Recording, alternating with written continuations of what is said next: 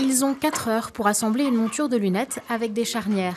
La consigne est simple, mais les candidats doivent être très précis.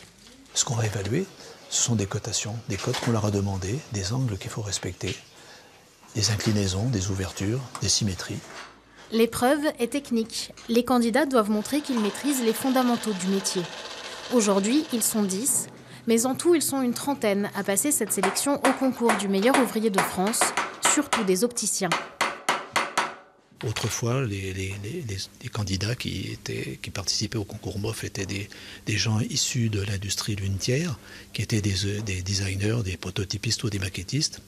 Et maintenant, ce sont plutôt des opticiens qui, justement, veulent redorer un peu le blason de leur profession pour contrer un peu tous les discounters qui sont dans une ville autour de lui. Le métier n'est pas vraiment appris aujourd'hui dans le cursus scolaire.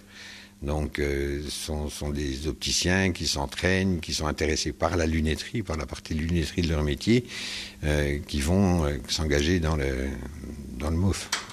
L'épreuve touche à sa fin. Vincent peut souffler un peu. Le titre de meilleur ouvrier de France lui permettrait de mettre en avant son commerce. C'est une preuve d'excellence, c'est un accomplissement de soi. C'est l'épreuve. Après, si jamais on est au meilleur ouvrier de France, ça apporte quand même pas mal de choses sur la carte de visite et ça fait toujours plaisir. Résultat, dans quelques semaines, les candidats qui ont réussi cette sélection recevront ensuite leur sujet de concours. Ils devront fabriquer une paire de lunettes avant la fin de l'année. Les corrections sont faites par des meilleurs ouvriers de France.